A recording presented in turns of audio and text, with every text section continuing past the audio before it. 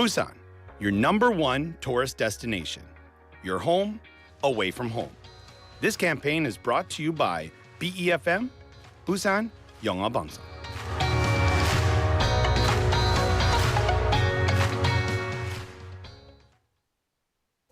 The weather is so nice today.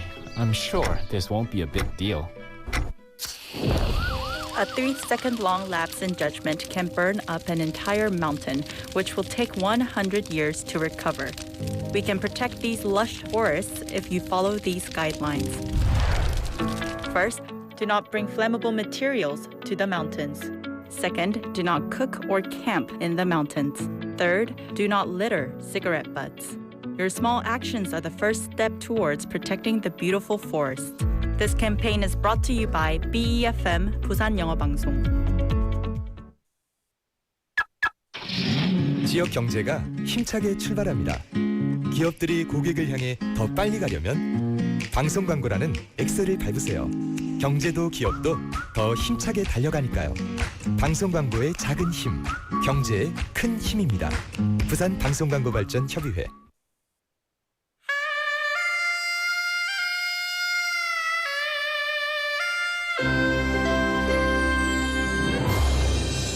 The time is now 7 o'clock.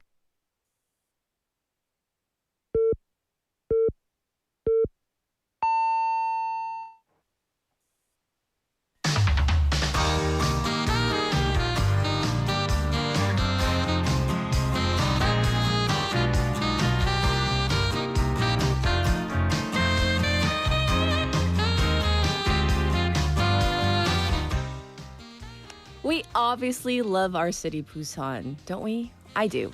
Well, where do we stand as a global financial center, though? So we're going to take a look at the 39th Global Financial Centers Index Report. This was conducted by a UK-based consulting firm called ZYen. Okay, it was released just a few weeks ago. Our capital city, Seoul, moved up 2 notches. So it finally was in the top 10, and then it moved up to 8th place this year, right below Dubai. Ooh. And for reference, the top 3 cities financially, New York City, London, and Hong Kong. Not surprising. And Seoul attributed the improvement to expanded investment attraction efforts, a stronger fintech ecosystem, and increased global recognition driven by the popularity of K-culture. So let's go back to our city, Busan, our lovely port city ranked 23rd out of 137 cities, driven by our strength in maritime finance, the expansion of the Busan International Finance Center, and, wow, a 16th place ranking in fintech. So how is that? 23? I say that's pretty good. I'm Catherine. This is Morning Wave in Busan on Thursday, the very last day of April on BEFM 부산 영어 방송.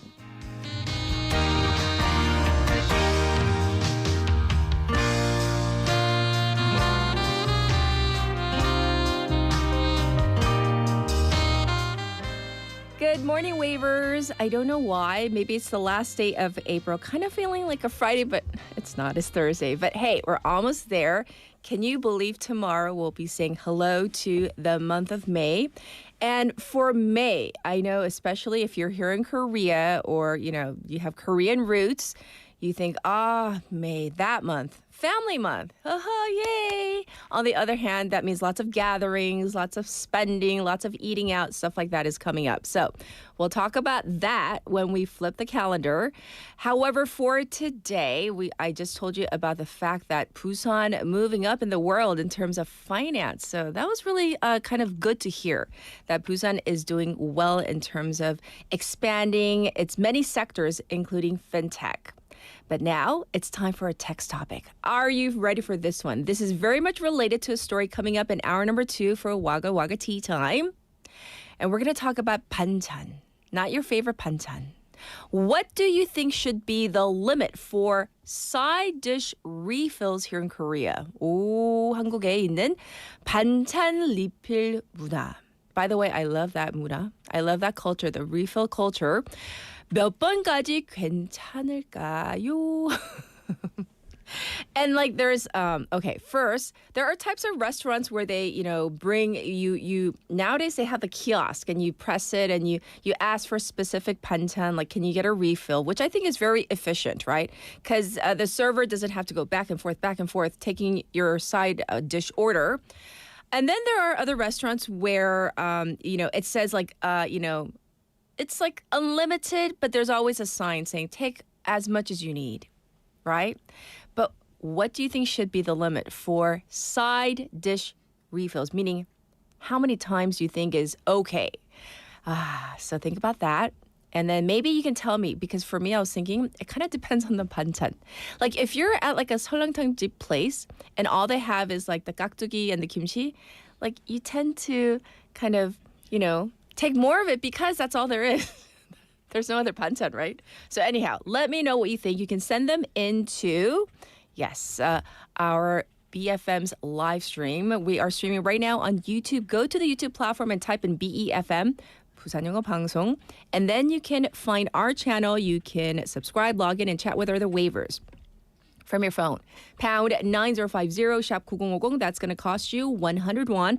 Also, you can reach me for free on Kakao Talk. So same thing there. You got to find our account first. BEFM, 부산 영어 방송. Add us as a friend. And then once you do, you can send in your messages, your photos, whatever you like. You can tune into our program in so many different ways these days. So if you are in our city, Busan, and you're listening to the radio, 90.5 or 103.3 FM, we're streaming live as we speak right now. You can also listen to us through the BFM app or the Popbang app. And it is Thursday. So who's coming in today? We have Jian for Now in Busan, as we do every day. Sue for Top Stories, and hour number 2, Claire for Waggle Waggle Tea Time. And then for our weekly segments, we have Michael coming in for Weekly Profile. And then we have Chang 교수님, Professor Chang Ho-gun, coming in hour number 2 for Expanding Horizons. For our special interview, we're going to talk about the appeals court raising the sentence for former President Yoon Suk-yeol to 7 years. So this is fresh news. We're going to talk about this with our legal expert coming up in hour number 2. And in the meantime, let's say hello to Jian.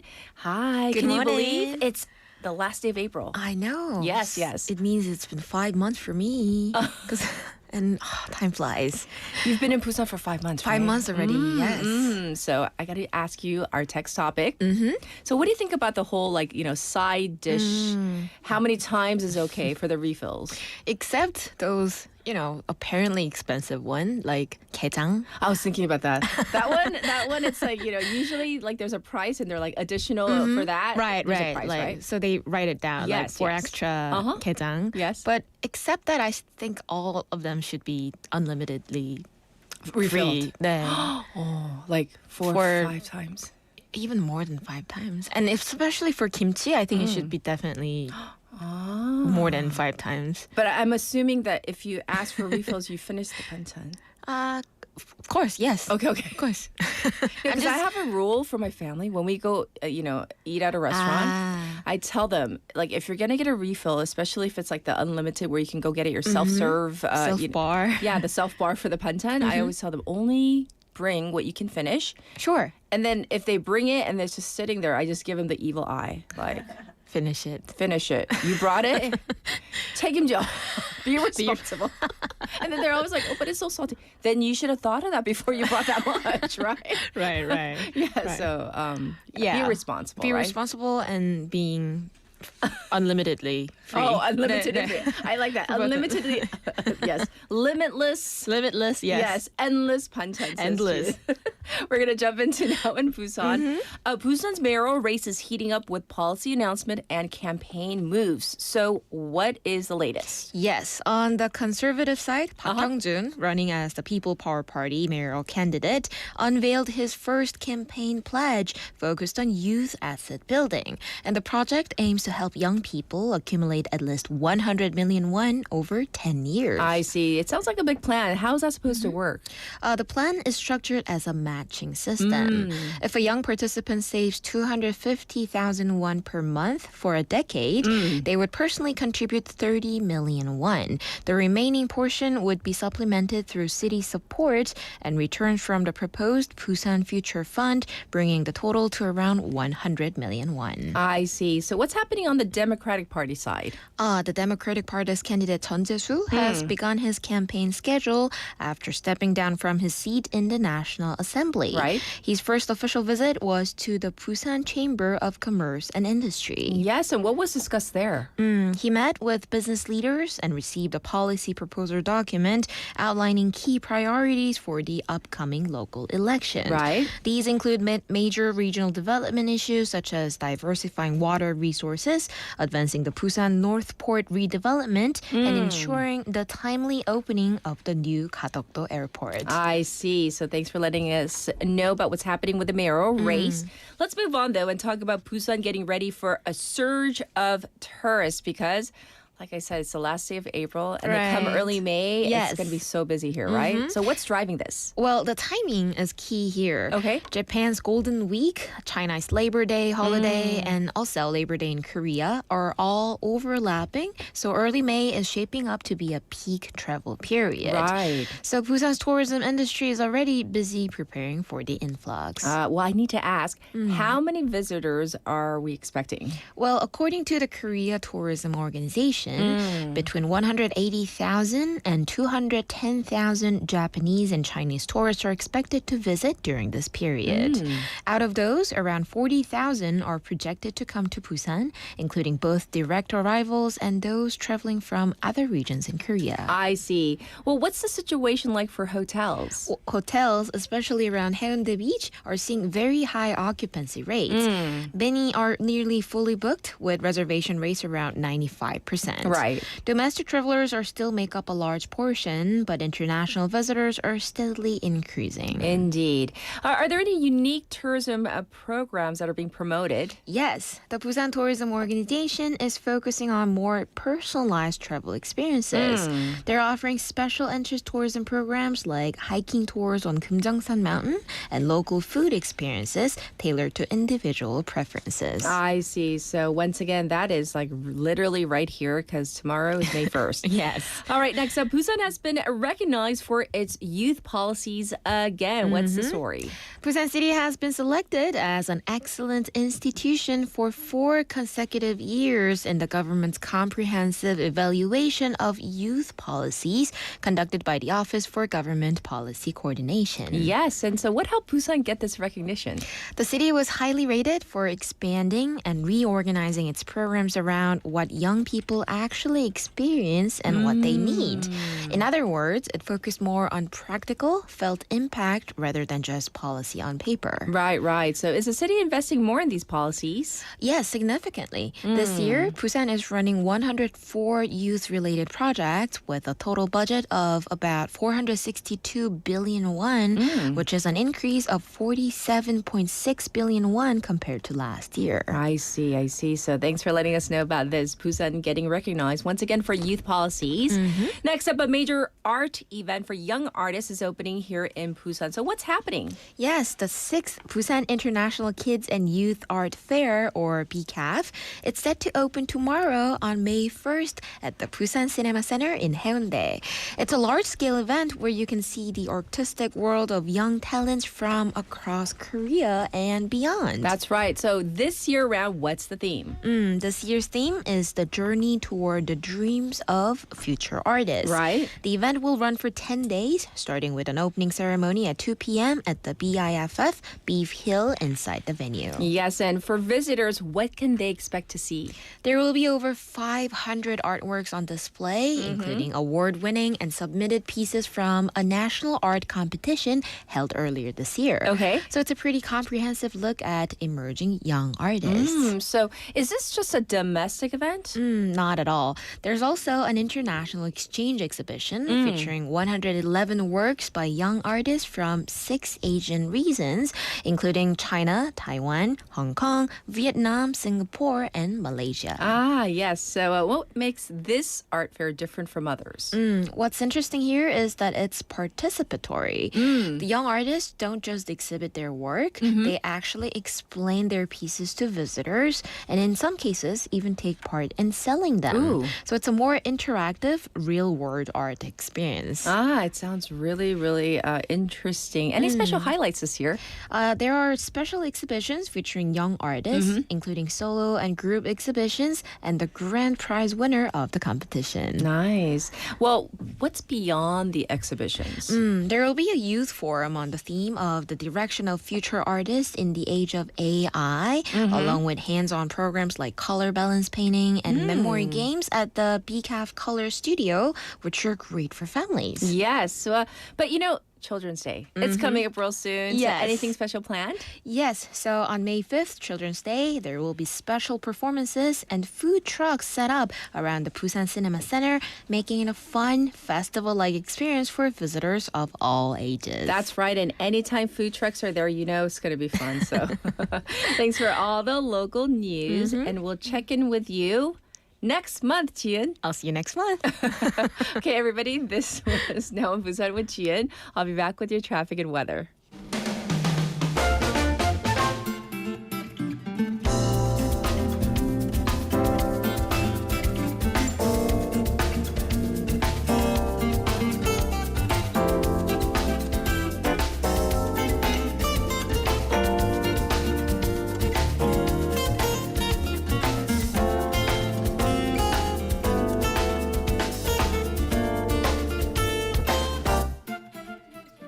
Now time for our traffic report. First up, let's talk about the congestion on 천마로 from 충무초 intersection to 송도 곡각지. Slow on 신평로 from 기동대 entrance to Saha Elementary intersection. And there's congestion both ways on 좌동로 between 송정터널 어기 intersection to 중동역 intersection. Currently, it is 13 degrees Celsius here in Busan. It's going to go up to 20 today. The rain is going to be intermittent on and off throughout the city, and it will pick up later this evening. So you're going to need to pack an umbrella. The find us levels are looking good right now. In Seoul, the daytime high will be 23 today. This was your traffic and weather.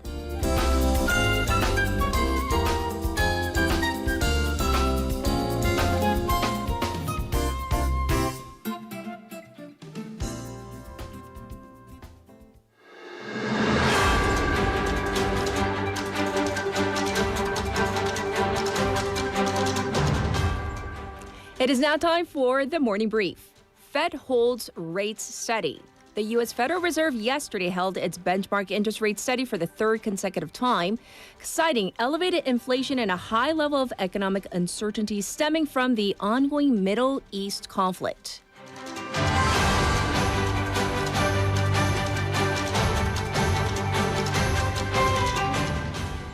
Appeals court increases ex-President Yoon's sentence to 7 years. An appeals court yesterday increased the sentence for former President Yoon Suk-yeol from 5 years to 7 years in prison on obstruction of justice and other charges stemming from his failed martial law bid.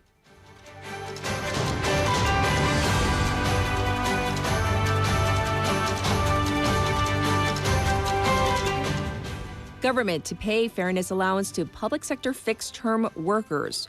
Starting next year, the government will introduce a new allowance for fixed-term workers in the public sector who work less than 1 year and are therefore ineligible for severance pay.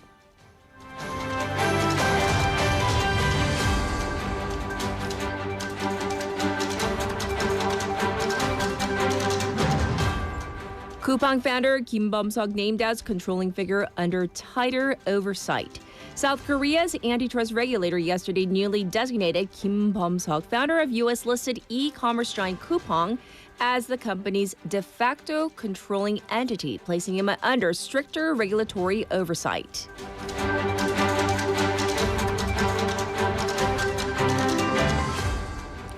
Armed militants in Mali launch attacks, sparking chaos. Armed groups including JNIM and Tuareg separatists launched large-scale attacks across several regions of Mali, resulting in the death of the defense minister. This was the morning brief.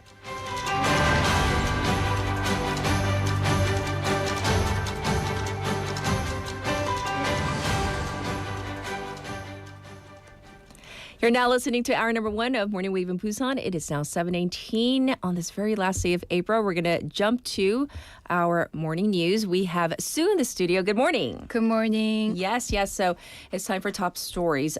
This story, of course, I just briefly mentioned in the morning brief, but former President Yoon Suk-yeol has received a new ruling in his appeals trial related to allegations of blocking an arrest attempt by the Corruption Investigation Office for high-ranking officials, 공수처. So can you give us an update? The Seoul High Court's special panel on insurrection cases sentenced former President Yoon Suk-yeol to 7 years in prison yesterday. This is 2 years longer than the 5-year sentence handed down in the first trial, but lower than the 10 years requested by the special prosecution team. And the court upheld all major guilty findings from the first trial and also overturned several earlier not guilty rulings. So let's look at some of the main charges in this case. The court found him guilty of obstructing an official arrest attempt last year.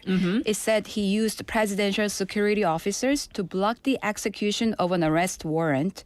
He was also found guilty of abusing his authority. This involved ordering the deletion of encrypted phone records linked to military officials during an internal investigation. Yes. The court also rejected his claim that the arrest warrant was invalid. It said the investigative agency had legal authority to proceed. It added that the related charges were properly included. Yes. So did the court also make changes to earlier rulings? The court ruled that some cabinet members were excluded from a key meeting during the emergency period. Right. It said this violated their rights, and this reversed part of the first trial's decision. The court also found him guilty of ordering false information to be shared with foreign media. It said the information misled the international community. It added that this damaged South Korea's credibility as well. But one charge related to a falsified document was not upheld as criminal in its final use. The court said the document was never officially presented. I see. So what did the court say when explaining the sentence, which once again, by 2 years, right? Yes, the court said the former president failed in his duty to protect the Constitution and instead contributed to national confusion. It also said using security personnel to block an arrest was not legally acceptable under any circumstances and criticized the attempt to influence public information abroad. I see. The court added that although he had no prior criminal record, the seriousness of the actions justified punishment. I see. And for our listeners, we're going to be talking about this very issue later on with our legal expert. That's coming up in hour number 2.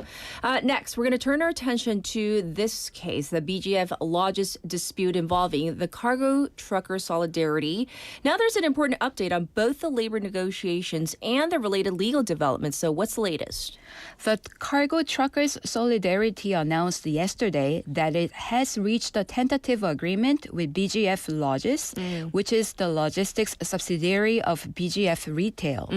The union said early morning negotiations led to a provisional deal on a collective agreement after overnight talks, and a formal signing ceremony was initially expected, but the signing has been put on hold because the two sides have not yet fully agreed on how to address the honor of the union member who died in the April 20th accident. Right. So what exactly was the sticking point in these final discussions, and how was it eventually resolved?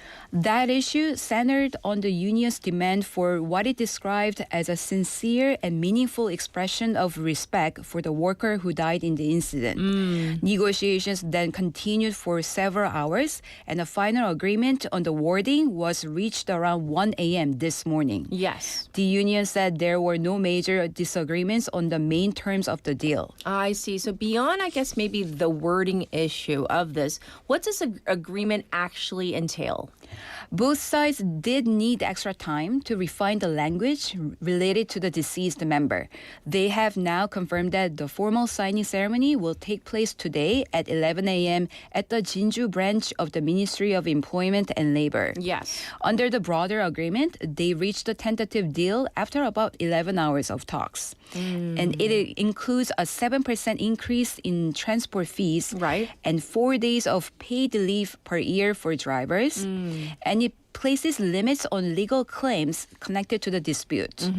The union said the final wording now reflects its request for more respectful and sincere reference to the deceased worker. Yes. Officials added that once the agreement is formally signed, the blockade at the Jinju CU Logistics Center is expected to be lifted, and drivers are expected to gradually return to normal operations. Yes, once again, the labor negotiations on this.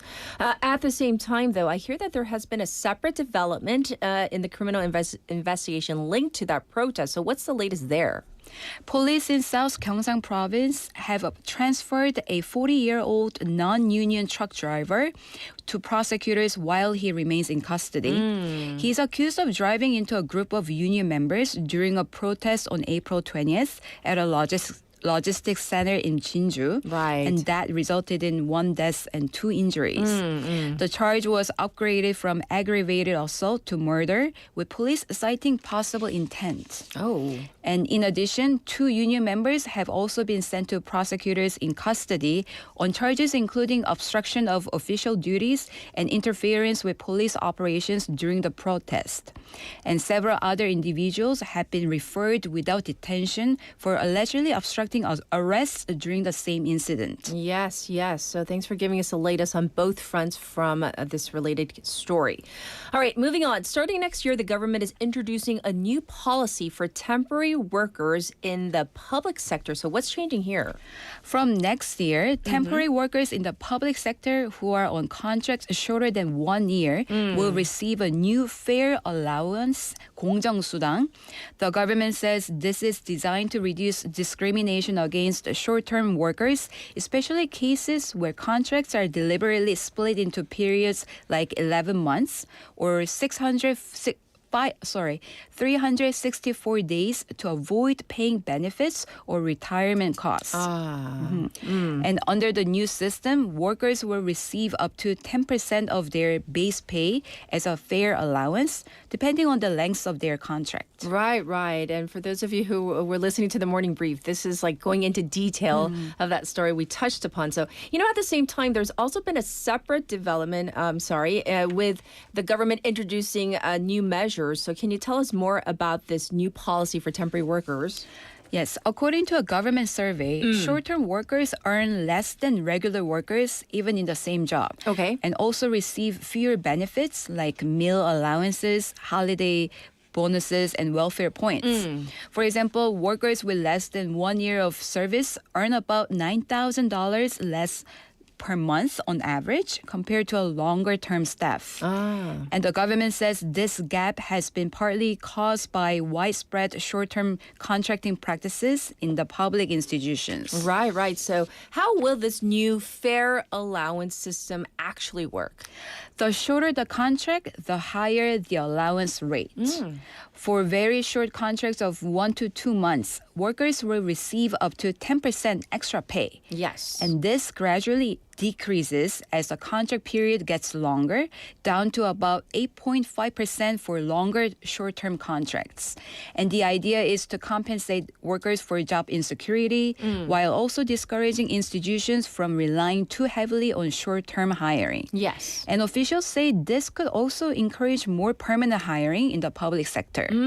Well, are there any other changes planned? Yes. The government also says short-term contracts under 1 year will be basically restricted, 원칙적으로 금지 in public institutions. Okay. Temporary hiring will only be allowed in special cases and must go through a review process to check whether it's really necessary. I see. And the government is also planning to expand monitoring of non-regular workers and may consider extending similar protections to the private sector in the future. I see. Once again, for now, though, the goal is to reduce short-term hiring practices and improve fairness for non-regular workers in the public sector. All right, now we have been talking about the rising oil prices and ongoing tensions in the Middle East. And we did mention yesterday briefly that there's a major development involving the United Arab Emirates, UAE, and OPEC. So OPEC stands for Organization of the Petroleum Exporting Countries. So this was a surprise to many people. What exactly happened? Oil prices went up on the 28th local time after reports that the UAE will leave OPEC and its broader group OPEC Plus starting May 1st. Brent crude rose to about $111 per barrel, while U.S. oil also climbed close to $100, briefly crossing that level during trading. And analysts say prices are still being supported by wider global tensions, Yes. especially stalled negotiations between the U.S. and Iran. Yes. So why is the decision by the UAE so important for the global oil market? The UAE is one of OPEC's biggest oil producers, so its exit is seen as a major shift. Yes. It has been producing around 3.6 million barrels a day, which is about 12% of OPEC output.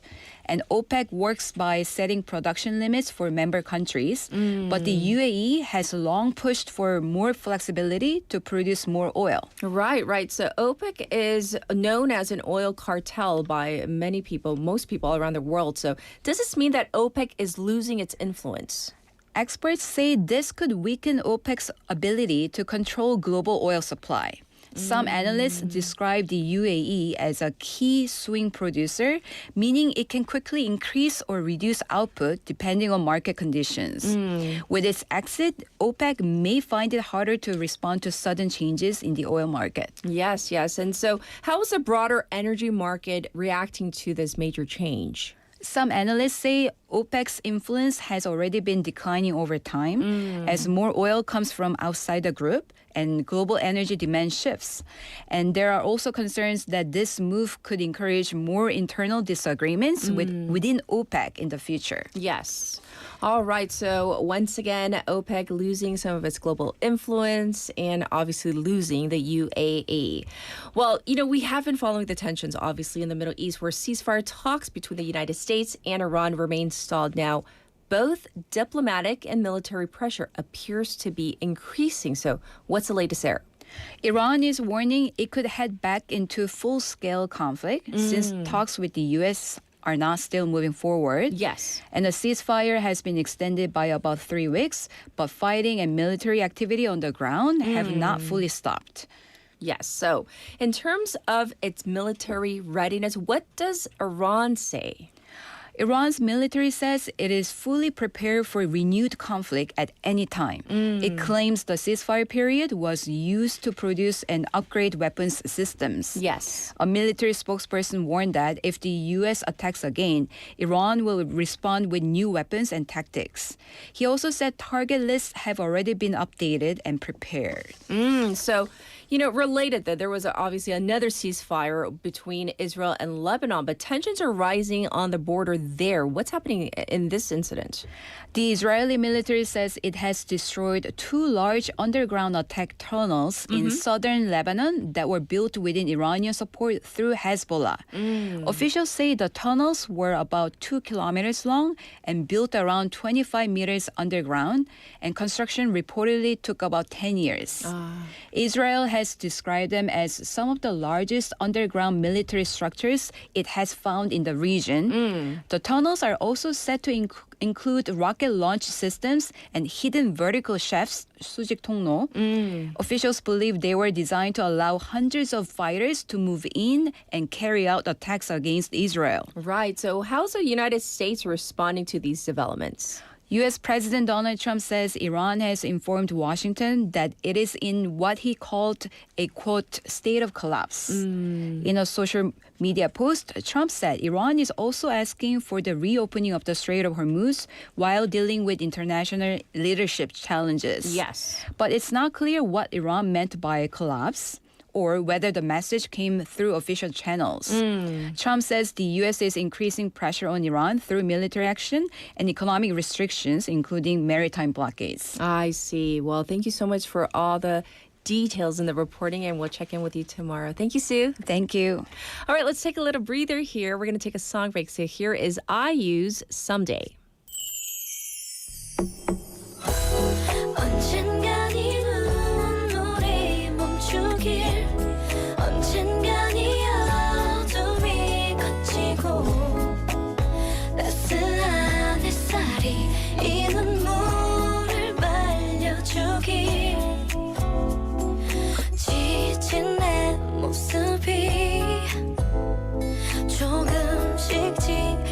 지는 걸 느끼며 다 버리고 싶죠. 힘들게 지켜오던 꿈을 가진 것보다는 부족한 것이 너무나도 많은 게 느껴질 때마다 다리에 힘이 풀려서 난 언젠간 이 눈물이 멈추길 언젠간 이 어둠이 걷히고 따스한 햇살이 이 눈물을 말려주길 괜찮을 거라고 내 스스로를 위로하며 버티는 하루하루가 날 조금씩 두렵게 만들고 나를 믿으라고 말하면서 또 믿지 못하는 나는 이제 얼마나 더 오래 버틸 수 있을지 모르겠어요. 기다리면 언젠가 오겠지 밤이 길어도 해는 듯이 아픈 내 가슴도 언젠가 낫겠지. 날 이제 도와주길 하늘이 제발 도와주길 나 혼자서만 이겨내기가 점점 더 자신이 없어져요. 언젠간 이 눈 언젠가 멈추길 언젠간 이 어둠이 걷히고 따스한 햇살이 이 눈물을 말려주길 기다리면 언젠가 오겠지 밤이 길어도 해는 듯이 이 아픈 내 가슴도 언젠간 다 낫겠지. 언젠간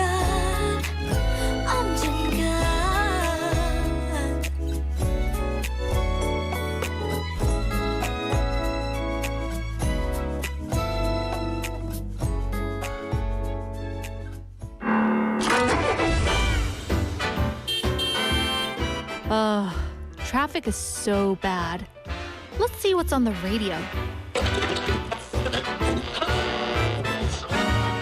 Get the latest news and current issues that you need here on Morning Wave in Busan. You're now listening to Morning Wave in Busan with me, Catherine. Welcome back, everybody. It is now time to turn to our next guest. Guess who's here? Michael's here. Woohoo! Hello, good morning. For weekly profile, by the way. So I got to ask you our text topic. It's Yes. so important because it's coming up in hour number 2. It's all about the bantan, the side dishes. 반찬. So how many times do you think it's okay to get refills? Or like some people have said like limitless, like endless. Why not? And other people are like, some people are saying, oh, their limit. I think 고수님 said, 저는 반찬 리필은 한 번만 합니다. 너무 마음이 고우신 분이라서 네, 착하게 한 번. But then our producer said, depending on the 반찬. Like if it's like the 핑크 소시지, 그리고 또 뭐였죠? 잡채. 좀 I go with 근데 that, 처음부터 yeah. 많이 안 주잖아요. 그런 거는 조금씩이잖아요. So, like, I don't need refills for 시금치, for example, spinaches. You're like, no, thank you. But Take it away. for 메추리알, oh man, I need, like, at least 5. At least 5. I need at least 5 refills for 메추리알. What's 메추리알 in English? Quail eggs. Quail eggs. Yes. Yes. Anything else? What's your favorite like 반찬 at a restaurant? I mean, 잡채's good. 잡채's always good. When is it not good? Yeah. I mean, 깍두기, you know. But it depends. 잘 익었는지. 그쵸. 안 익은 거 If it's 나오면 those, like, you know, 안 익은 것들. Nope. 그리고 nope. 아삭해야 돼요. 아삭해야 되고. 우리 자꾸. I like the ones that they serve at like 설렁탕 places, you know, where you have to cut it yourself. They have the best 깍두기. They have the best 깍두기 in the world. Even sometimes it's even better than the 설렁탕 itself. Right. 진짜요. For real. Which is kind of sad, but yeah. And then our producer says 어묵볶음도. Do you like the spicy kind or the 매운 거? 난 맛있게 만든다. 다음에 챙겨줄게. Right. Okay. Oh my now God. that We can are go so on hungry. and on and on about 이거 그냥 한 this. 2시간 하면 안 될까요? 진짜 반찬 얘기. 아직 아침도 못 먹었는데. 근데 본업으로 들어갑니다. Yes, weekly profile. What do you have for us? Yeah. So today we're talking about a man often called the father of 알파고. 알파고 기억나시죠? 그럼요. 네, 정말 이 알파고 하면 이세돌. 알파고 하면 이세돌. But not him, right? Not him, but Yes. like his opponent, right? Yes. So Demis Hassabis, co-founder and CEO of Google DeepMind. That's right. Yes. So he's one of the key figures who didn't just predict the AI era, but helped bring it forward faster than anyone expected. That's right. So many of you have heard of AlphaGo, but maybe not the person behind, DeepMind. So who is he? So Hassabis, as I said, co-founder and CEO of Google DeepMind. Right. His story is very unusual from the start. He was actually a child prodigy in chess. Chess? Right? Yeah, he started off as a chess player, reaching master level at a very young age. Yes. That early exposure to strategic thinking shaped how he would later approach artificial intelligence. So, but what's interesting here is that he didn't go straight into AI. As a teenager, he actually worked in the video game industry. And he designed games that required complex decision-making systems. So basically, he's really smart. Very, very smart. Super We're talking smart. about like super chess smart. and like making video games. I mean, have you tried playing chess in a while? I mean, for me, It's been a 저랑은 while. 진짜 안 맞아요. I like chess. I like anything that involves games and strategy. I really, really enjoy. But it's been a while. We have a chess set, but it's collecting dust right Yeah, now. I have one too. But for me, I use it as like some sort of a small theater. So I would like basically endow, quote unquote, endow stories to each of the and then do a little play myself. So, I'm a musician by heart. Yes. I'm a composer by heart, Yes. by trade. So this is what happens. To the chess pieces. The chess pieces.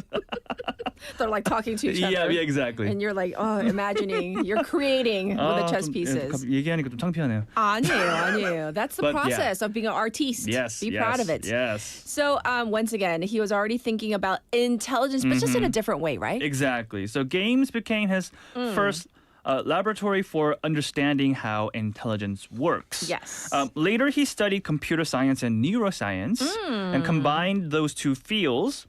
that actually rarely intersect at that depth. So that combination is like, understanding both brain and computation. It became the foundation for his career. Yes, indeed. And that now takes us to DeepMind. Yes. So in 2010, Hasabi co-founded DeepMind with a very, very ambitious goal, which is to build artificial general intelligence or machines that can learn and reason like humans. Ooh. Yeah. So this wasn't about making one tool for one task. Okay. It was about building systems that could learn across domains. And then, but when we first heard about systems like this, we're like, really? Like computers and computer systems that like learn, and as they learn, it's just like it's like this limitless pit of learning. Like we don't have to teach them even. Like they can learn how to learn itself. So right. It's crazy. Yes, and then Google eventually acquired DeepMind, right? Yes, in 2014, Google acquired DeepMind, recognizing its potential. So that gave Hasabi the resources to scale his research dramatically. And just 2 years after that, the world saw what that research could do. Yes, indeed. And so we have to talk about that moment. We're going to go back in time. Really, AlphaGo. Yes. I mean, we all know that name now. In Korea, I mean, we know it. So 바둑의 신. yes. 바둑의 AI, right? AlphaGo. So in 2016, DeepMind's AlphaGo defeated the one and only Isidore. That's right. right. Remember that? One of the greatest Go players in the world. But we do have to recognize the fact Isidore actually won the first round, I think. Well, he definitely won one of the matches. He did. Yeah, Yes. he did. So it wasn't just all-out defeat for Isidore. Like Yes. it was a challenge for AlphaGo as well. But AlphaGo did beat Isidore in 2016, and many experts believed it would take decades for AI to beat top human players in Go. Right. The game is far more complex than chess. So with a nearly infinite number of possible moves, right? But AlphaGo didn't just win; it won convincingly. 4 games to 1. Yes. And in terms of 바둑, do you know how to play? No, I know how to play 알까기, if you know what it is. Ever since this is one of those rituals you have to go through when you go to a Korean elementary school. Oh, really? You always have a go what do you call it? Like 바둑판. And then what you always do, you always have to do 알까기. How do we describe 알까기? 알까기, like what's a good English? How do we say that in English? Translation for that? 알까기, like break eggs. No, that's a literal translation. That doesn't make sense at all. Break eggs. By the way, for any of our listeners, if you can let us know how do you say 알까기? This gesture, the flicking. Yeah, the flicking. Flicking of you flick the go stone. Yes. And hit the opponent's stone. Right, and knock it off the table. Right. Yeah, that's how it works. It's very simple. Love it. Why are we talking about this? Yes. No, because I'm curious. Like, do you know how to play 바둑? Go. Do you know how to play it? I mean, I think I tried learning it when I was in elementary school because you have those 방과후 after school programs. Right. But I never got to learn it and remember it because it's so complex. Right. It was not a thing in the States for us, so I never learned it either. To me, it looks like Connect 5. Connect 5. Oh, yeah. Connect 5. Connect 5 많이 했어요. So it kind of looks like Connect 5 with black and white stones. Yeah, So exactly. We're going to move on now. 알까기. Yes. 알까기가 뭐죠? 영어로 누군가 빨리 찾아주세요. 작가님. 제 수준이 우리 여기서 PD님 다 드러나네. 찾아주세요. 빨리. 바둑이 뭔지 모르겠고 Yes. 알까기는 잘 할 수 있어요. Okay.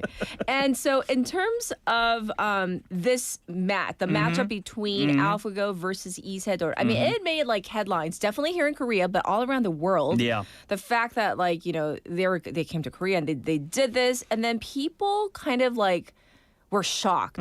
So we'll call it like the AI shock. The AI shock, exactly. Right. So it changed how the world thought about artificial intelligence almost overnight.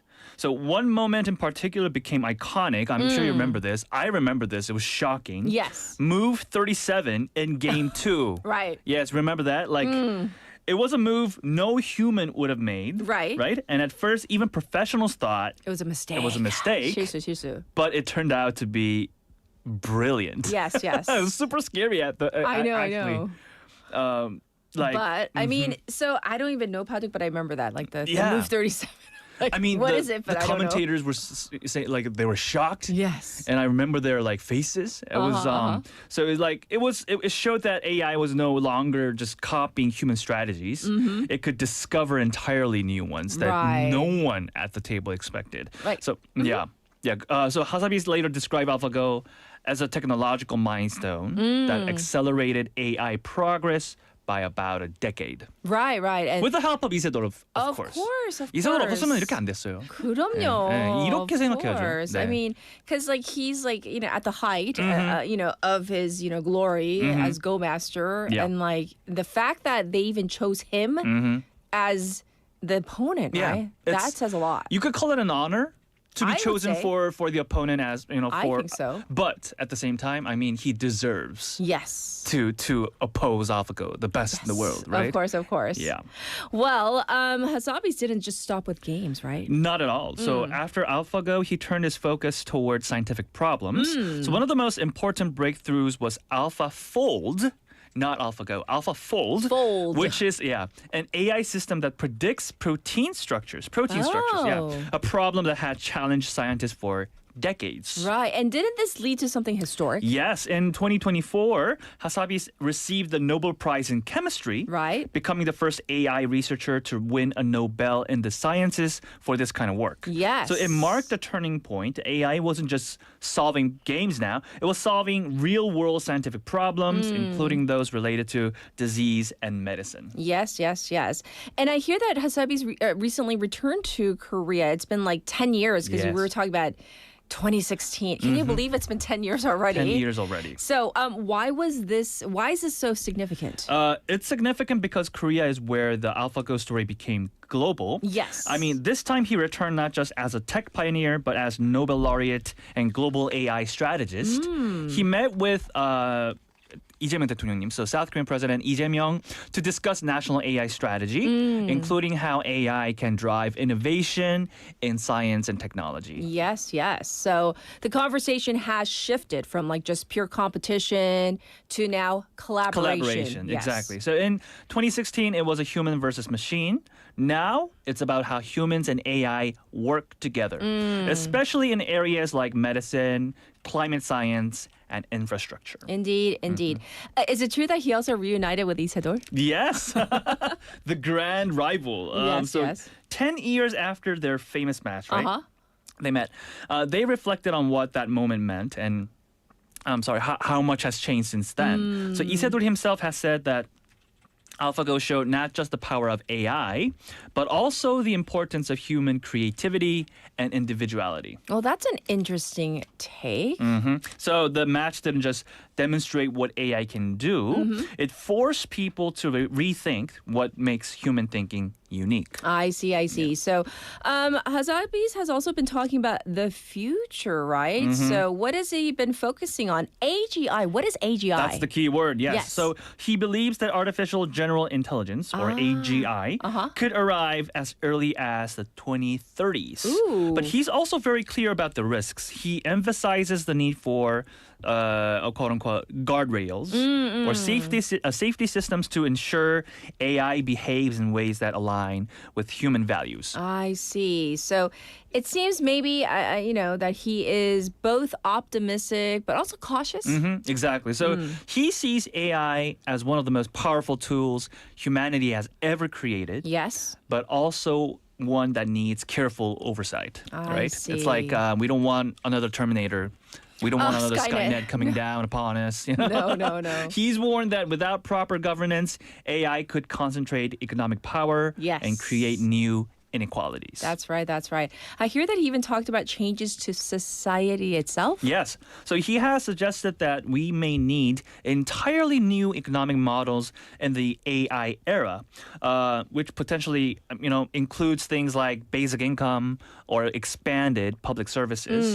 So interestingly, he also pointed out that as AI becomes more capable, Right. human experiences like, concerts, sports and real world interaction may become even more valuable That's almost like a paradox. Though. It is. So Right. like, but it makes sense. Okay. And at the same time, it kind of scares you because you can really start imagining it. You can kind of see it. You can kind of see it coming. Okay. You know, the more digital and automated our world becomes, the more we may value what feels, human and physical. Well, before I let you go, I want to ask you this. How would you describe Demis Hassabis in one word? Actually, a sentence. I'll give you a sentence. Sentence. Okay. So I would say this. He's not just building smarter machines. It's not about the AI program itself. It's not about how complex the structure of the, the tools that he used. It's not about that. It's not about the machines. He's helping redefine what intelligence itself means in the 21st century. So we talk about intelligence now, but the definition of intelligence is changing because of this guy. It's the intelligence as we thought of traditionally is no more. Now we're thinking about intelligence as a system, something that can definitely redefine and change the society and how it's going to impact us permanently. And so like on top of that, one thought that I have in mind, which really fascinates me, is you can think about this, and a question for the waivers out there too. Is if we start living in an automated world run by AIs, do you think we can be happy? Oh, that's so deep. Yeah, I think it's a very, very interesting question to think about. I mean, 다 막 이제 먹을 것도 막 자동으로 나오고 막 다 알아서 해줘요. 일할 필요도 없어요. 근데 행복할 수 있을까? No. Yeah, That's my short answer. Yeah, so I think it's something that we can definitely think about. Oh, absolutely. Yeah. Thanks for the food for thought.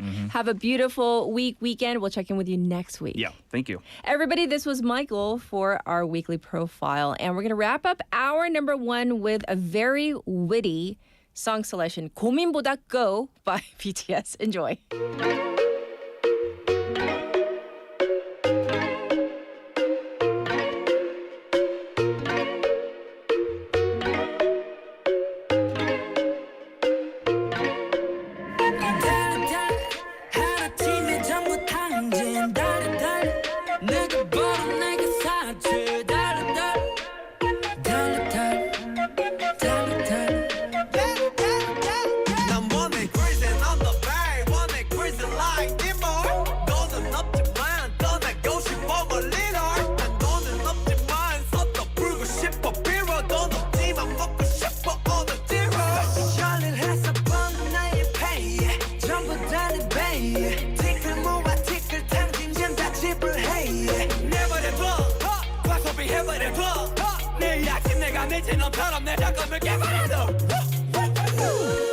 내일은 없어 내 미래는 벌써 저간 잡혔어 내 돈을 줬어 친구들 왔어 Do you want some?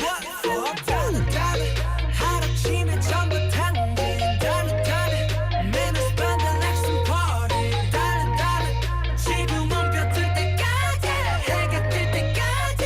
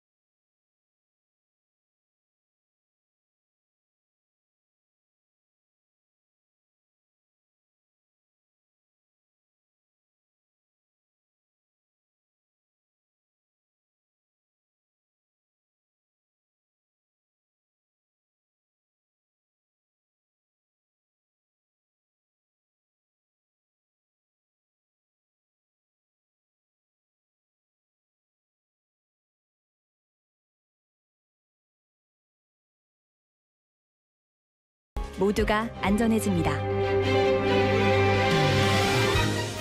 어린이가 안전하게 뛰어놀 수 있는 부산. 아이 키우기 좋은 도시는 우리 모두의 미래이자 희망입니다. 이 캠페인은 어린이가 안전한 부산을 만드는 은행, BNK 부산은행과 함께합니다.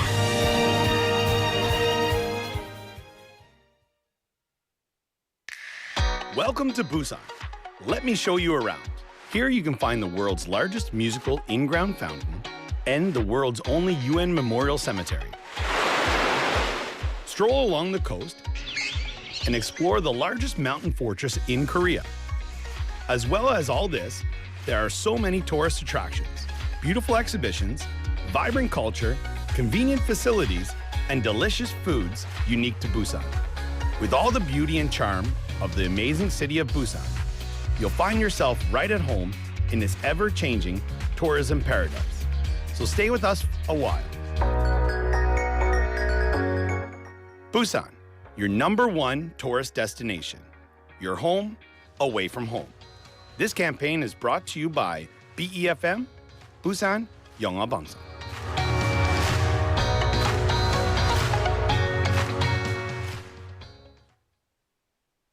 안녕하세요. 셰프 에드워드 리입니다. 빨리빨리. 한국 사람들은 이 말을 입에 달고 살더군요. 하지만 바쁜 걸음을 멈추는 모습에 놀랐습니다. 제가 들어드릴게요. 여기 앉으세요. May I help you? 모르는 사람끼리 서로 존중하고 배려하는 모습을 보며 이게 대한민국이구나 생각했습니다. 가장 빠른 나라 대한민국에는 가장 따뜻한 멈춤이 있습니다. 공익광고협의회.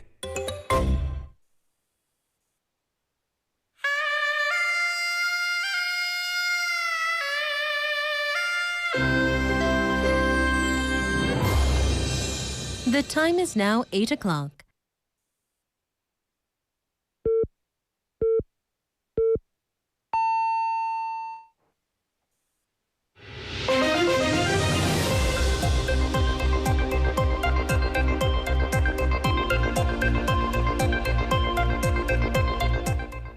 Welcome back, everybody. It's time for 8 o'clock Spotlight News. Fed holds rates steady. The U.S. Federal Reserve yesterday held its benchmark interest rate steady for the third consecutive time, citing elevated inflation and a high level of economic uncertainty stemming from the ongoing Middle East conflict. The central bank decided to leave the rate unchanged at the 3.5 to 3.75% range during the two-day Federal Open Market Committee meeting, which was likely to be the last rate-setting meeting under Chair Jerome Powell, as his chairmanship is set to expire on May 15th. The decision to stand pat put the gap between the key rates of South Korea and the United States at up to 1.25 percentage points.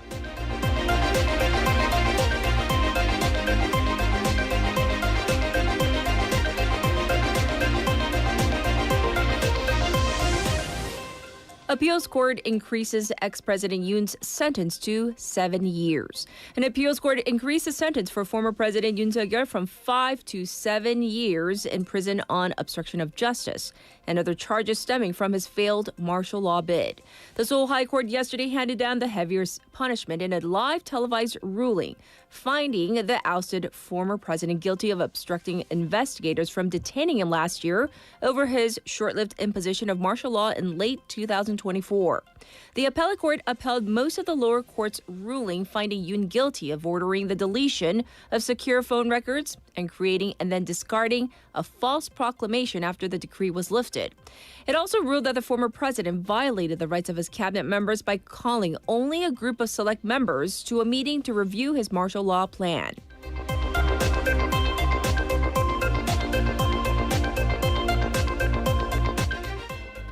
Government to pay fairness allowance to public sector fixed-term workers. Starting next year, the government will introduce a new allowance for fixed-term workers in the public sector who work less than 1 year and are therefore ineligible for severance pay. The labor minister reported the planned creation of the fairness allowance intended to improve the treatment of public sector non-regular workers to President Lee Jae-myung at a cabinet meeting. The allowance will be a measure to address discrimination arising from employment contracts of less than 1 year, which are often used to evade severance pay. Adding up to 10% of the salary will be paid.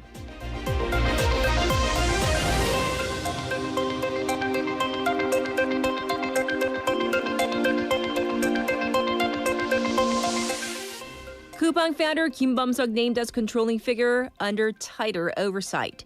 The Fair Trade Commission, or FTC, yesterday newly designated Kim Bum-seok, founder of U.S.-listed e-commerce giant Coupang, as the company's de facto controlling entity, placing him under stricter regulatory oversight. Kim Bum-seok, a U.S. citizen who also serves as a chairman of the board, was designated as the same person of the group, a legal term referring to the individual who effectively controls a conglomerate.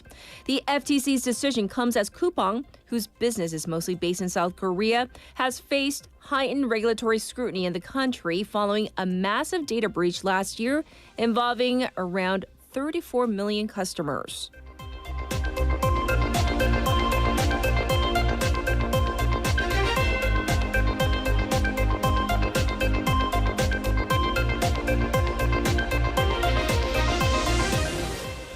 Armed militants in Mali launch attacks, sparking chaos. Armed groups, including JNIM and Tuareg separatists, launched large-scale attacks across several regions of Mali. Explosions and sustained gunfire were reported across the country, including the capital, Bamako. In Kati, the defense leader Sadio Kamara was killed in an apparent suicide bombing by militants, while in the north, separatist forces have taken control of the city of Kidal. The Foreign Ministry of France, Mali's former colonial power, has urged its citizens to leave Mali as soon as possible. And this was Spotlight News.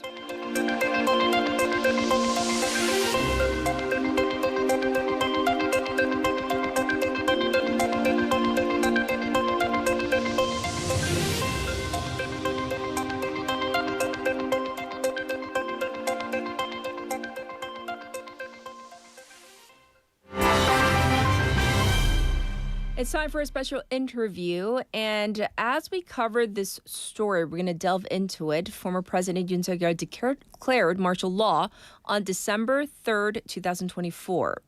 And then on February 20th, the Seoul Central District Court sentenced him to 5 years in prison on obstruction of justice charges. And the case concerns allegations that he interfered with investigators of carrying out legal procedures linked to that decision. And just yesterday in Fresh News, the appeals court increased his sentence from 5 to 7 years, saying the original ruling did not adequately reflect the seriousness of the offenses. So the decision marks a major escalation in one of the most politically sensitive cases involving a former South Korean president. Today, we're going to take a look into what this ruling means and its wider implications. Joining us once again is Professor Song Se-ryun, Professor of Law at Kyunghee University. Hi, Professor. Welcome back. Thank you. Good to join you. Yes. To begin, what do you think is the significance of the appeals court increasing former President Yoon's sentence from 5 to 7 years? Well, obviously, this appeals court viewed this case as much more than a technical obstruction case. By increasing the sentence from 5 to 7 years, which is substantial, court is saying that a former president, his use of state power to resist the lawful investigation is very serious. It sends a pretty clear message. I think what we see is that the judiciary is once again putting a heavy responsibility of upholding Constitution and the spirit of democracy to President. Yes, indeed. And so in terms of this ruling, how does it change the legal and political situation compared to the first ruling, the first trial? Well, it changes in two ways. Legally, it increases the sentence, of course, but importantly, it appears that the appeals court is reversing some of the decisions that was made in the trial court. The trial court acquitted the part of the charges, but it is kind of putting it back so that not only it's increasing just the pure numbers, but it is expanding the scope of the violations that the president did. Well, the second part is that politically, the ruling makes it harder for Yoon supporters to frame this one as well. It's 5 years and nobody got hurt. So it was a harsh judgment. I think that the appeals court is no. This is a very serious matter. And it doesn't matter simply because nobody died or no big upheaval has happened. The president responsibility is such that he's the upholding the constitutional principles and the political arrangement. Yes. Goes much longer than just technical violation. Yes, so obviously then the court, by looking at the ruling, this suggests that they do very much seriously look at this case, as you said, overturning some of the charges where he was acquitted into guilty, expanding those charges once again. Right. This development is significant because the rhetoric that the supporters used and president used has all along that this was not in so many words. Well, this was a political miscalculation. I see. mean, the intention is there. It was for the good cause, but maybe the instrumentality is wrong. But I think the judiciary is saying that in a constitutional arrangements, using the state power to send the message at this point, it's not just mere miscalculation or boneheaded play. It is a fundamentally very, very serious matter. Indeed. Professor, can you break down this term for us, the obstruction of justice charge? What does it mean in this context? So what is the judiciary saying he is very much guilty of? Well, obstruction of justice is just that. The lawful execution of either arrest or search has been thwarted and interfered in an unlawful manner. And in this case, what is significant is that not only the former President Yoon obstructed it, but not as a personal capacity, but he used his security forces and again, also state machinery to obstruct that. So it becomes, it goes beyond the personal violation, but it goes to the institutional violation, which goes to, again, the arrangement disrupted, the political and the constitutional arrangement disrupted, which the judiciary is looking at this as a very, very usurping action from the president. Yes. And as we know, former First Lady Kim Gun-hee is also going through an appeals process in a related corruption case. How should we understand these cases together? Do you think that this ruling that was handed down yesterday, once again, will have any effect on the ruling for former First Lady Kim Gun-hee? What do you think?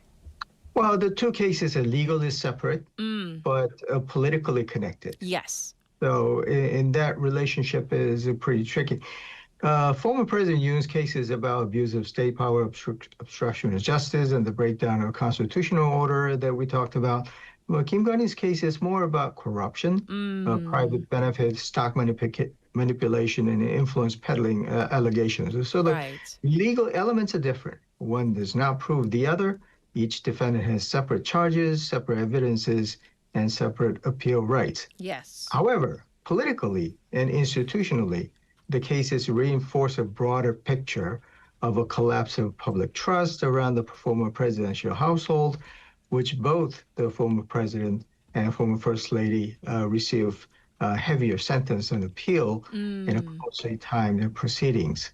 Yes. So it creates the impression that the courts are taking a very hard look at not only individual misconduct, but also the abuse of access, influence, and power at the highest level. Yes. The important distinction, I think, is that Yoon's case goes to constitutional governance, while Kim's case goes to the corruption and influence. Yes. Different domains, but politically, again, they're very connected, and both, unfortunately, have violated the public trust in a very serious manner. Yes.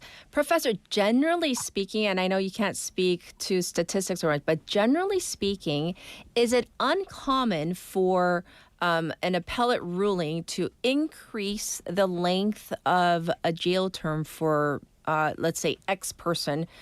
So if we take President Yoon out of the equation, is it common for the judiciary to do so at the appellate level?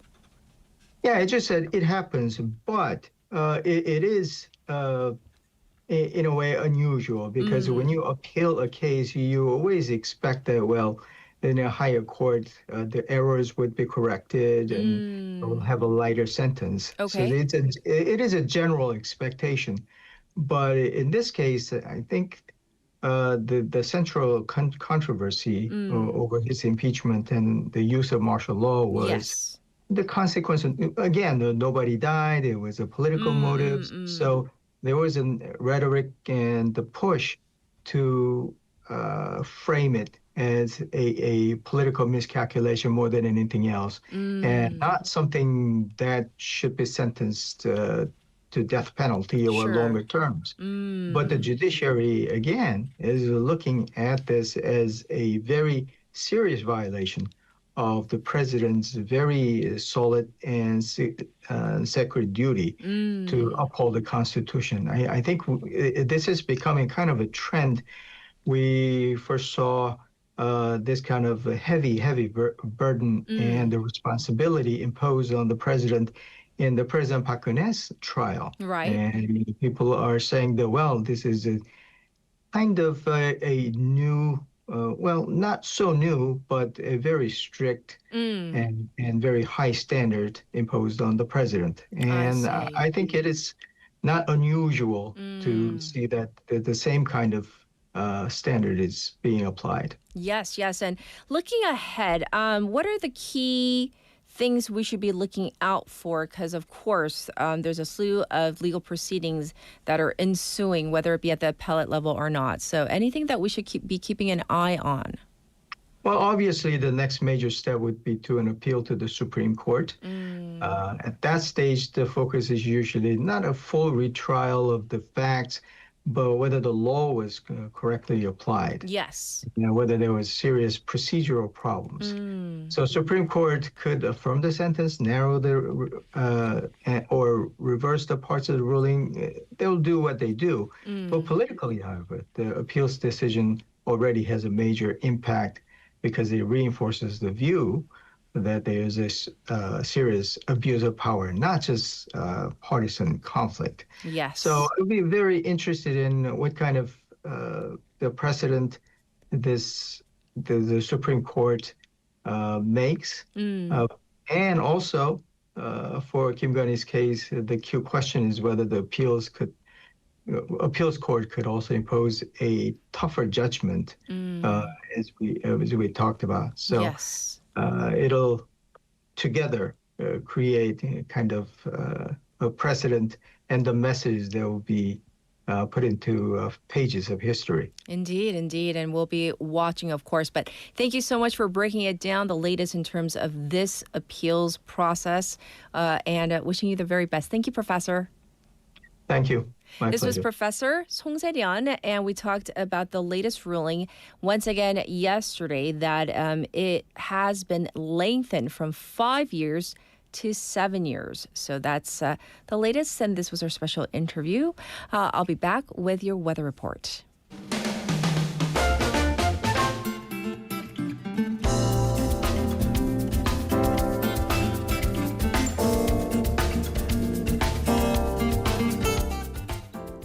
It's now 8:16. Here's your weather update. Currently, it is 14 degrees Celsius here in Busan. It's going to go up to 20 today. So you can expect clouds throughout today. Rain on and off, and it'll pick up later this evening. So please do pack an umbrella. In the rainy areas, visibility may be reduced and roads may be slippery. So drivers should maintain a safe following distance and slow down to ensure traffic safety. Find us levels are looking good right now. In Seoul, the daytime high will go up to 23 today. And just a reminder that there's still a significant temperature gap between day and night. So dress accordingly. And this was your weather report.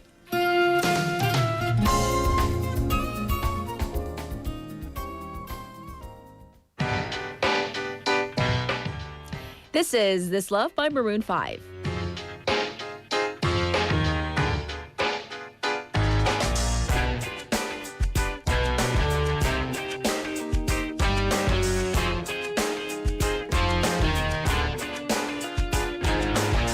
I was so high I did not recognize the fire burning in her eyes, the chaos that controlled my mind. Whispered goodbye, she got on a plane, never to return again, but always in my heart. Oh, this love has taken its toll on me. She said goodbye too many times before. Her heart is breaking in front of me, and I have no choice, 'cause I won't say goodbye anymore. Whoa, whoa, whoa.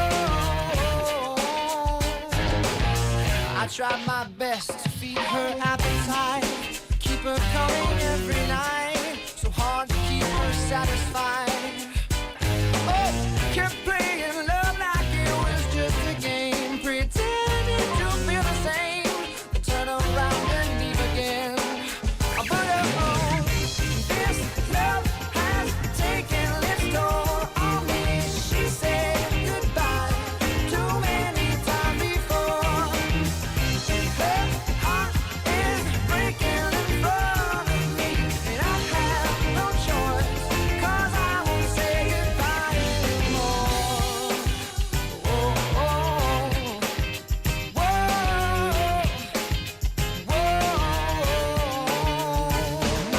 I'll fix these broken things, repair your broken wings, and make sure everything's alright. My pressure on your hips, sinking my fingertips, every inch of you, 'cause I know that's what you want me to do. This love has taken its toll on me. She said goodbye too many times before. Her heart is breaking in front of me, and I have no choice, 'cause I won't say goodbye anymore. This love has taken its toll on me. She said goodbye too many times before. My heart is breaking in front of me. She said goodbye too many times before. This love has taken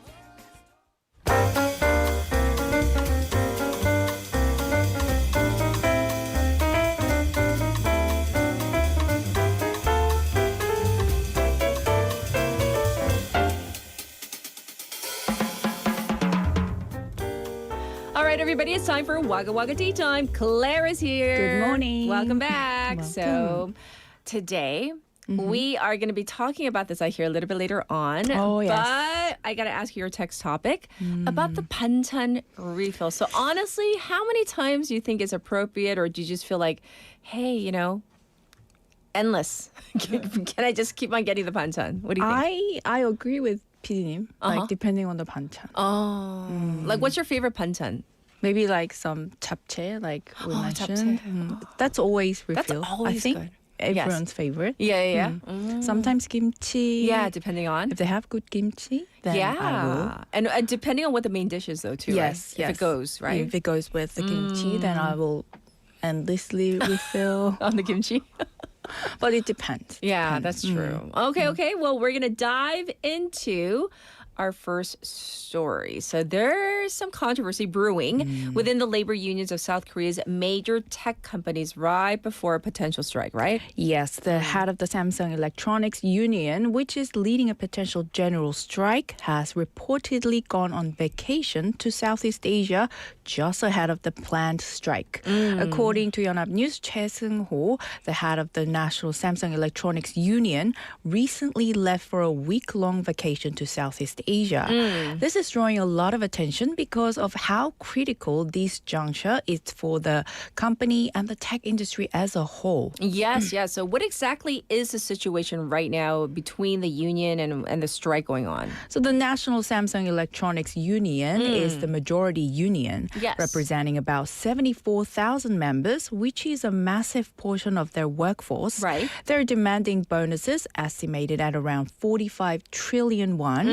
If an agreement is not reached with management, they plan to go on a general strike for 18 days from May 21st to June 7th. Okay. During a rally on the 23rd, Chairman Che pressured the company, stating that an 18-day strike could cause up to 30 trillion won in losses, which would severely impact their production lines. Yes. So going back to the whole vacation thing, though, he's not the only union leader who went on vacation.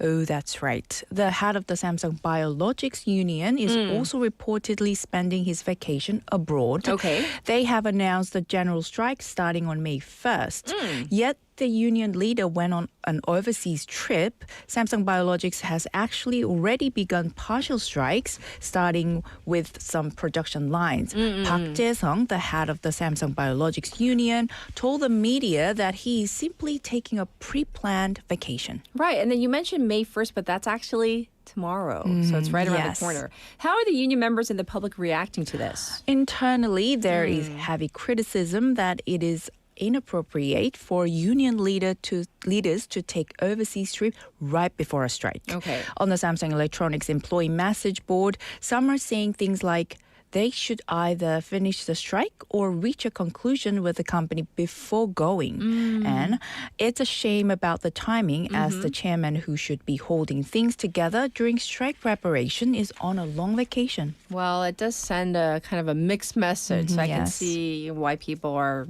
I guess, Divided. critical. Right. They're divided. Well, thank you for covering this story. We're going to move on to some international news. And there's a story involving a Russian billionaire's yacht. Yes. Despite the Strait of Hormuz being essentially blockaded due to the heightened military conflict between Iran, the U.S., and Israel, Yes. a luxury yacht linked to Russian billionaire Alexei Mordashov successfully passed through. This strait is one of the world's most critical checkpoints for the global oil trade, marking this passage even more surprising. Right. So how did this luxury yacht manage to get through?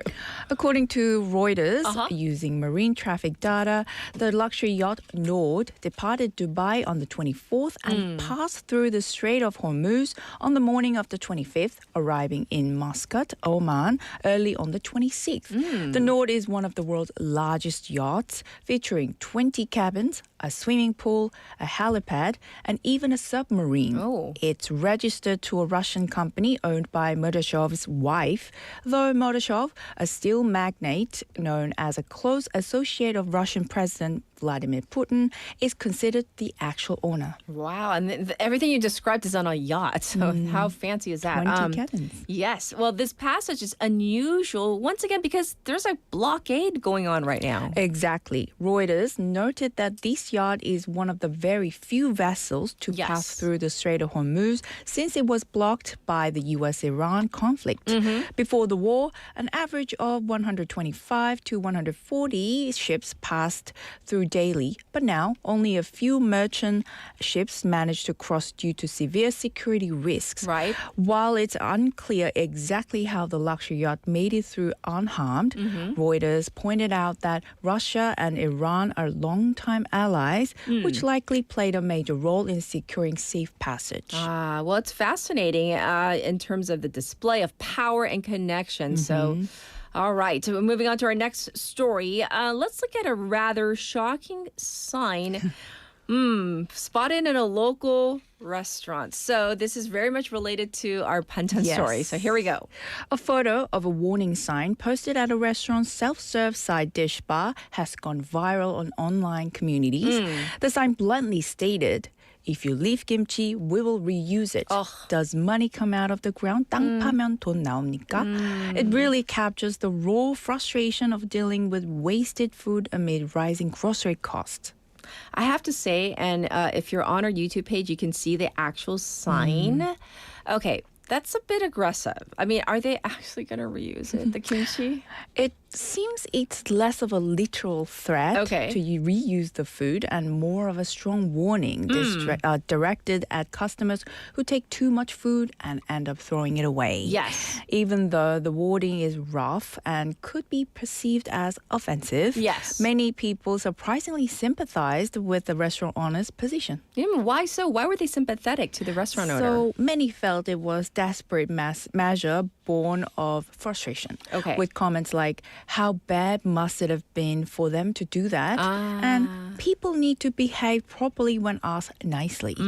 They believe this warning targets customers who greedily take too many side dishes and waste them. While there were negative reactions from people saying they wouldn't go there because it feels unsanitary, many emphasized with the struggles of self-employed owners. Yes. They often have to suffer in silence because of the notion that the customer is always right, 손님은 왕, especially when inflation is making it harder to keep a business running. Yes. So, thankfully, hopefully, it's not literal. Yes. And maybe we can kind of remind ourselves too. So if there is, whether it's like a self-serve side dish bar or not, that we're not wasteful of the banchan. All right.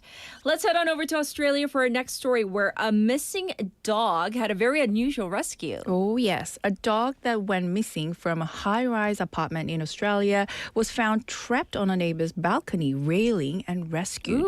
According to foreign media, the dog named LB disappeared from a 13th floor apartment in northern Sydney on the 25th. Okay, so we need to first get the details. How did they find LB? So LB's owner, Jake Dobrin, and a friend searched everywhere in the apartment but couldn't find him. Yes. He put up missing flyers and posted on social media asking for help, desperately hoping someone had seen him.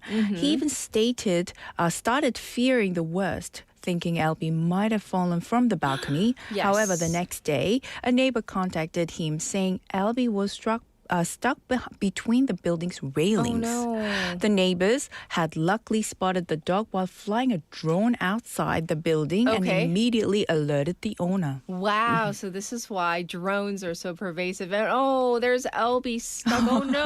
Oh no. So how did they rescue him? The fire department arrived and began a rescue operation using vertical rescue equipment. Right. They even laid out an anti-fall net below the railing just in case. Okay. A rescuer noted that it took time because the dog couldn't move. Oh, no. But thankfully, LB stayed calm, which helped the process. After a tense 20 minutes, LB was safely pulled through an apartment window to the cheers of dozens of onlookers. Right. Dobrin expressed his immense joy, saying he didn't know if he'd ever see LB again. Right. LB, who had been stuck without food or water for 2 days, rested at veterinary clinic after the rescue. Yes, what a relief for LB, and obviously. I feel the relief. Right. Jake as well. Yes, the relief. Thank goodness. It was a happy ending. Well, we're going to end with what I hear is an amazing story from a flight over the U.S. This is regarding a baby who was born mid-air. Yes, a pregnant passenger successfully gave birth on a Delta Airlines flight in the U.S. According to a foreign media, the passenger gave birth on the night of the 24th while on a flight from Atlanta to Portland International Airport in Oregon. Ashley Blair from Tennessee was flying to Oregon to be with her mother for the birth. Oh, and then she went into labor on the plane? Exactly. With about 30 minutes left until landing, Blair began to feel contractions. It was about 2 weeks before her due date. Fortunately, there were 2 paramedics, Tina Fritz and Karen Powell, on the flight returning home from a vacation in the Dominican Republic. I mean, how lucky was she, though? Yeah. I mean, I cannot imagine. I can't either. How did they manage the delivery? So the paramedics quickly cleared a space for the delivery after asking the passengers next to Blair for their understanding. They borrowed shoelaces from a passenger and received blankets and a sterile medical kit for emergency deliveries from the flight attendants. Okay. As the plane was descending for landing, Blair started to push. After 3 strong pushes, the baby was born. Howell immediately tied the umbilical cord with a shoelace and a blanket and administered an IV. Well, happy story, happy ending, and there's a Happy, lovely healthy baby. babies. Perfect. So we're going to call it a wrap for today's segment. Thank you so much for bringing us these woggly stories. We'll check in with you tomorrow. I'll see you tomorrow. Everybody, this was Claire once again. We're going to take a short break. This is Pink by 권진아. 자꾸 생각이 나 맘이 소란스러워 너는 뭐라고 했을까 변하기만 하던 너였는데 왜 그랬는데 왜 다르게 보이는지 그러게 웃긴 것 같아 But it is what it is you know 언젠가부터 내 마음에 색은 바뀌었어 아마 그건 정말 말도 안 되게 이제 친구로 보이지 않아 아직은 나의 맹 더 짙어질까 나도 궁금해 How will this story go on And I know it's weird Cause you're really my best friend 종일 구름 위를 걷는 느낌 이 느낌 혹시 네가 좋아진 걸까 별거 아닌 너의 말에 느닷없는 너의 배려에 조금씩 들었던 내 이상한 네 감정 물감이 번지듯이 천천히 번져갔던 것 같아 아마도 그랬나 봐 맘 끄트머리에 아직 남아있던 우정이라는 그 자리에도 이제 색이 번지고 있어 아마 그건 정말 말도 안 되게 이제 친구로 보이지 않아 아직은 나의 맹 더 짙어질까 나도 궁금해 How will this story go on 내 마음은 big How do you feel 너는 내가 어떻게 하는 게 좋겠어 알고 싶어 What color is your heart 이미 날 색깔은 바뀐 지 오래야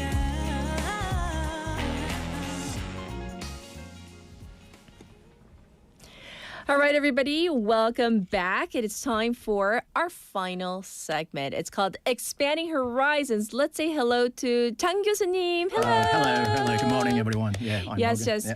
For those of you who are maybe just tuning in right now, this is 장호근 교수님 from PKNU, Pugyong National University. And so before we jump into our segment, All right. I got to ask you our fun text topic. It's all about the 반찬. Okay. And we want to get to know you a little better, 교수님. So Okay. what do you think about this whole how many times is okay to ask for a refill or go to the self, service bar where they have the side dishes? What do you think? Yeah. I love to have kimchi always as a side dish. So if there is a kimchi as a side dish, Right. banchan, then I will ask a couple of times. A couple of times. Yeah, if it's done. What yeah. if it's like, let me give you a scenario. What if it's like, the 어묵볶음 is like so good today? Yeah, it is also. Yeah, I will go and reach and a bag a little bit. Yeah, Right. Yeah, get a little bit more. Yeah, A little bit more. Yeah, but not over 5 or 다섯 번은 좀 많죠. No, just only 1 or 2 times. 1 or 2 times. Yeah. 2 times max, right? Yes. Okay. Yes, I get that's it. true. I get it. Well, thank you for sharing. Last week, we talked about conflicts around the world and what happens to our ocean. So today, I hear we're going to talk about how the conflicts on the oceans impact our daily lives. So first of all, why does that happen? Yeah, we talked about some conflicts Yes. happen on oceans, inflict on the land and ocean as well. So I'd like to give simple examples and numbers first. Okay. Please look around us. Yeah, we have mobile phones and clothes and shoes, and all of these goods are Yes. where they come from. They are all approximately 90% of everything we buy travels across the oceans on a giant cargo ship. That's true. Yeah. So yes. the ocean is literally the biggest highway. Right. So, but what happens when there is a huge traffic jam on that highway caused by a war? That whole was probably run out of the goods almost instantly. Yes. So I like that. The oceans are the biggest highway. So now that we have a better picture. So let's talk about the cause of the traffic jam right now. There are many oceans, for example, the Red Seas and Black Seas and even the Persian Gulf. Yes. Nowadays, have blocked and congested due to conflicts among countries or modern piracies even. Piracy, that's true. Yes, So I'm going to start with the Red Sea first.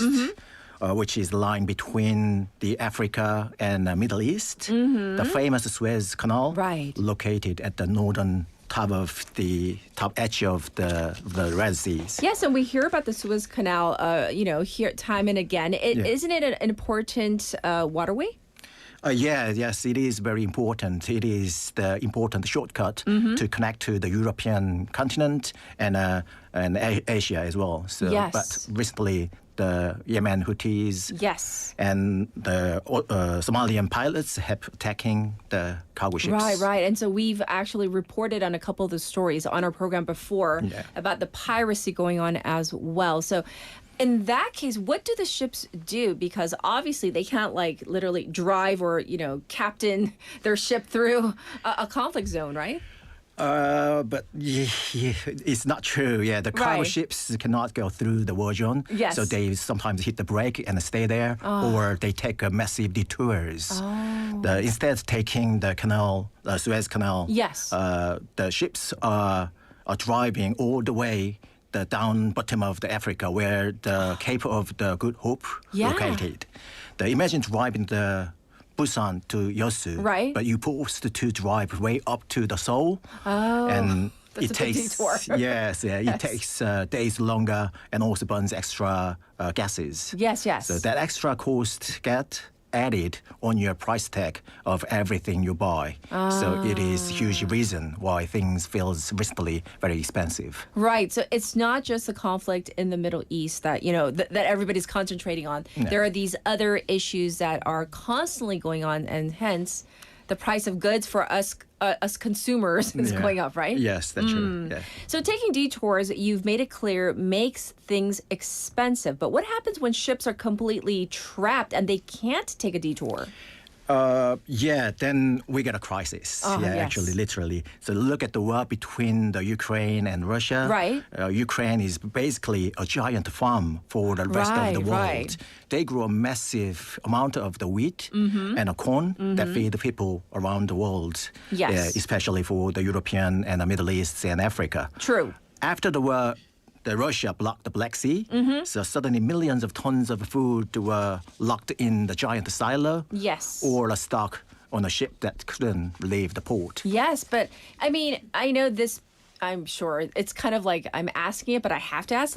So obviously, if the food can't leave the farm or the ports, what happens to the people waiting for the food? It's similar as crisis, same as the other goods. Yes. Because of wheat are trapped, there wasn't enough flour in the world. Sure. For example, the price of the simple loaf of bread in Egypt skyrocketed. It used to be very cheap for almost 3 decades, but recent years is increase about 3 to 5 times. Oh my gosh, for just bread. Yeah, just only bread is increased 5 times than compared to previous. Yes. So that's why the United Nations actually had to step in and beg a special safe pass for the food ships. Indeed. So it shows the war on one side actually impact or stealing the food off from your dinner table. Literally on in the this case. other side. Yes, because we were talking about like flour and bread. Right. So let's talk about another place that everybody is watching, especially here in Korea. We're talking about the Middle East with the current tensions.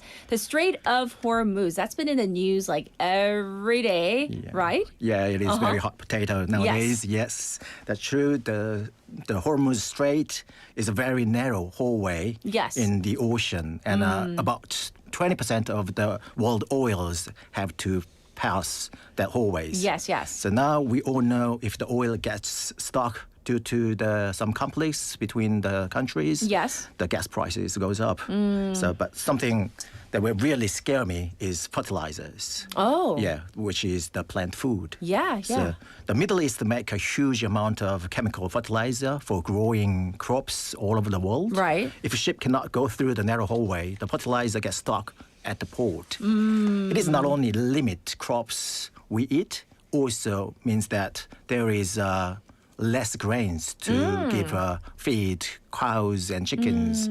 So the price of the meat also goes up. Right. And so definitely the war hurts the food grown on land indirectly. So what about the food that comes from the water itself? We're talking about fish and, obviously seafood.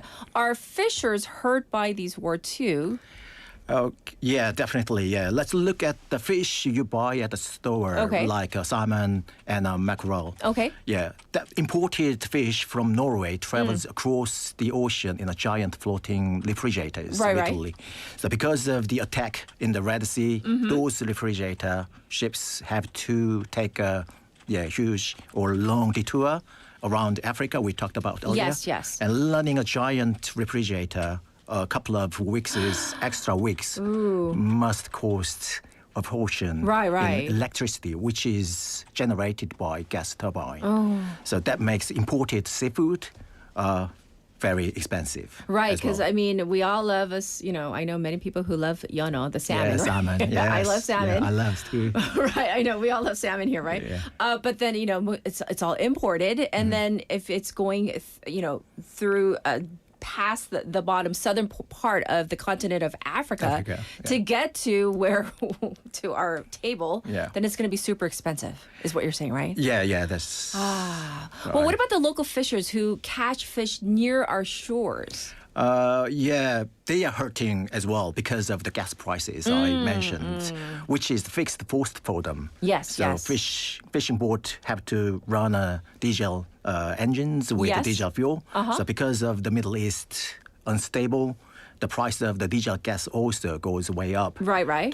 The local fishers lose their monies if they go to work. So that's why they stop catching fish. And there is less fishes in the market, and if something is rare, then that prices is going up either. Because there's not enough supply, and then hence people want, the demand is still there. Yeah. There's not enough fish because the fishers, they don't want to go out. It's too expensive once again. Yeah, that's a simple supply and demand theory in economics. Yes. So now that you have us all depressed, sorry about that. Yeah, I always talked about this. Expensive. Fishers are not, fisher people are not, they're not even going out to fish. It seems like we do maybe rely too much on these narrow fuel, as you call them, the few narrow hallways in the oceans. Is there any way to fix this? Difficult, but yes, there is. Yeah, and I talked about the group project last week. Yeah, same as this. Yeah, we global leaders are trying to solve and figure out this kind of problems. And also, we need to stop relying on just one or two shortcuts. Okay.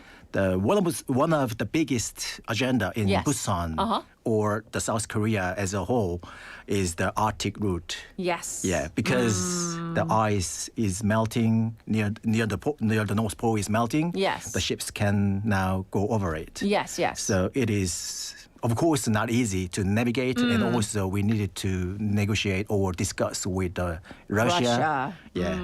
But the point is, we need to have a backup plans. Right. So if something happens in one path, our economy try to use or find another path and doesn't need to be collapsed. Yes, So- yes. Yeah, so, but before then, Yes. yeah, it takes quite long. So before Right. then, when you buy a piece of fish or the loaf of bread, Yes. please remember an incredible journey it took across the ocean and reached to our hands. So Yes. don't ask many times to the banchan. So only one or two times about the amuk and etc. I was thinking that right now. I was like, oh, we shouldn't get. We should refrain from asking too many times for the panchan. I get it. I get it. Thanks for schooling us, and of course, for everybody out there, let's not waste the panchan. If you're asking for a refill, at least finish it, right? Yes, of course. Yeah, yeah. In your tummy. Well, thank you so much for giving us such great information once again, and we'll check in with you next week. Thank you, Professor. Thank you so much. Thank you for having me. All right, everybody, this was Expanding Horizons with Chang 교수님, and it is almost time, but not quite yet, to let you go because I want to read some of your messages, the whole panchan debate. So I know some of you really like your panchan, and some of you are like, hey, it should be endless, limitless. Like there's no bottom to asking for the refills. Like Tristmaster says, topic, no limit. Oh. However, other people say, Kevin says twice is appropriate. Like asking up to 2 times might be okay. So I know everybody has a different opinion, but across the board, many of the messages I see are they're saying like a max of 2 times. And for some, they say only asking for 1 refill. Just asking 1 time. And of course, let's do it nicely. When we ask the restaurant owner or the server, yes, ask nicely. Instead of just demanding it, asking nicely, I think will do the trick. And by the way, tomorrow is Labor Day, 근로자의 날. However, we will be working on Labor Day. We will be live. Boo, no, I'm just kidding. I love to be here. My school gave me the day off. However, BFM did not. So I will be here live with all of you. So if whether you're working or not, please come in, chime in, tune into our program together. We're going to end it with this one. This is Story of My Life by One Direction. Have a beautiful Thursday. Bye, everybody.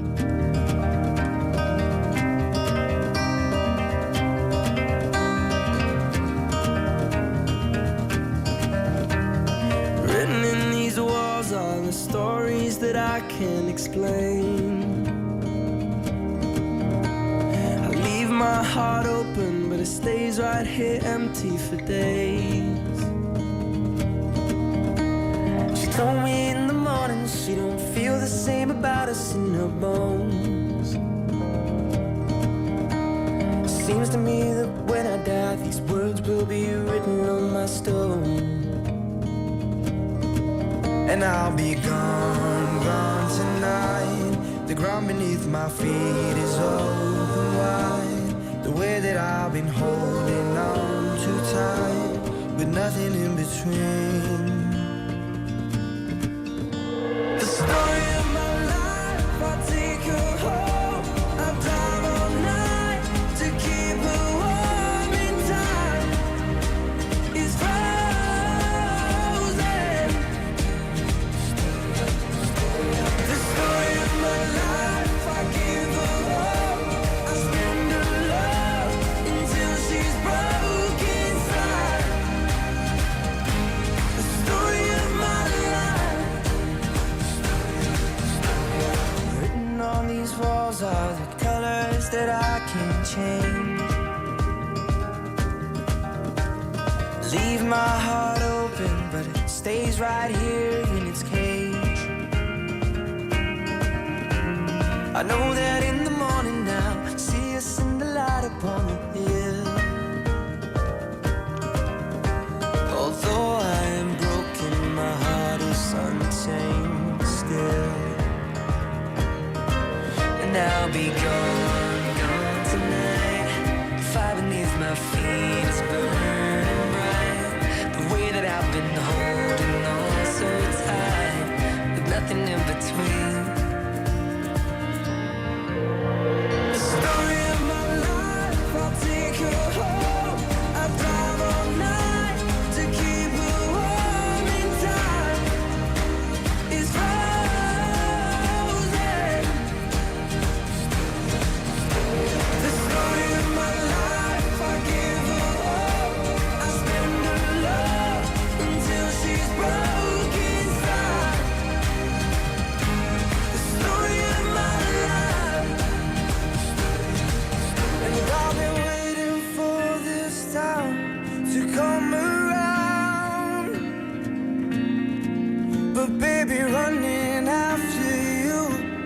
like chasing the clouds. The story of my life, I take her home. I drive all night to keep her.